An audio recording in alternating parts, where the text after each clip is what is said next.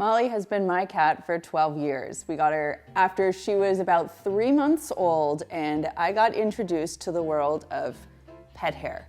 So in this video, I'm going to show you 5 different ways that you can deal with copious amounts of pet hair, whether it's from your cat or your dog. So Molly likes to hang out here, and one of the ways that you can quickly get rid of pet hair if you don't want to bring out a vacuum or another tool is to use rubber gloves. They don't have to be wet. In fact, they work really well if they're dry. Now I've got these big pieces of fluff here. I can deal with that later, but I want to show you how this technique works. You're just going to apply pressure to the surface,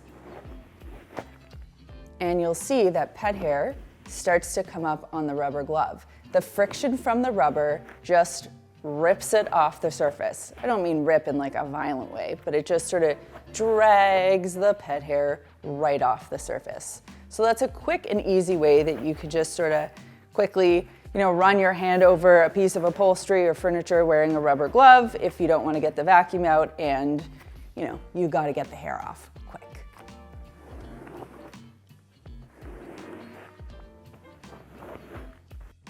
This cat refuses to sit on a pet bed and just makes herself at home on our furniture. We have these performance velvet kitchen chairs, which are actually pretty easy to clean, but all upholstery can be easily wiped down with a dampened microfiber cloth. This just has a little bit of water on it, and Molly, if you'll excuse me, I'm just gonna demonstrate how this works. Thank you. Thank you so much. I'm just gonna take the microfiber cloth and I'm gonna work in quick strokes like that, and you'll see the hair just comes right off. Again, it's that friction that just gets caught with the microfiber and easily sweeps off. This is another performance velvet piece of furniture we have in the house that Molly has pretty much taken over for herself.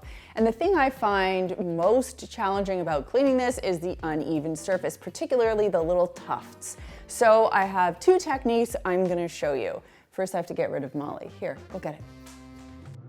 First up, vacuuming makes a lot of sense here, but keep in mind you have to use the right tools with your handheld vacuum. So this is a motorized head. This is going to really dig into the fabric and suck out the hair. The other thing I'll point out to you is a strip like this. If your vacuum attachments have something like this, kind of looks like one of those lint brushes, it's actually going to be really helpful when you're dragging the attachment across the surface to lift hair up. Now, I prefer using something like this with a motor head to something like this without a motor head when it comes to cleaning up cat hair. Now, of course, you could just use a lint roller to clean this, although I think that would sort of be wasteful.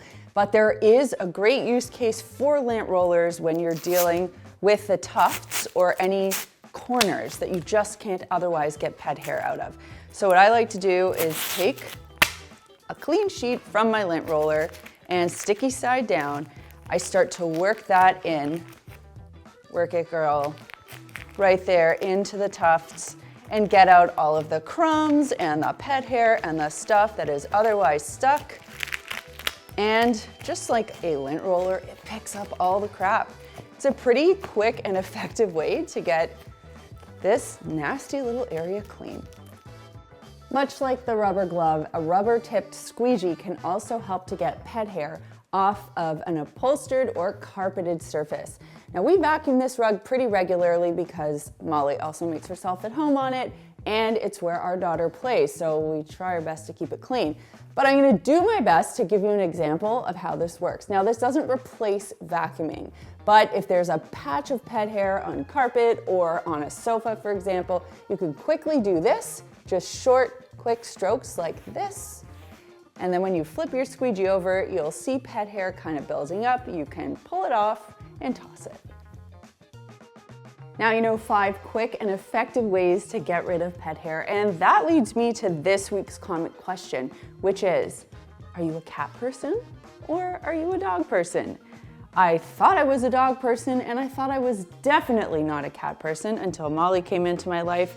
And now I'm a both person. I would definitely take a dog, but I also love cats. So let me know your preference in the comments down below. If pet hair is an issue for you, pet stains are probably an issue for you too. Check out this video where we talk about how to get rid of it. If you want to learn about Maker's clean microfiber products, you can click this button, and don't forget to subscribe if you haven't done so already by clicking that one. Thanks so much for watching, and we'll see you next time.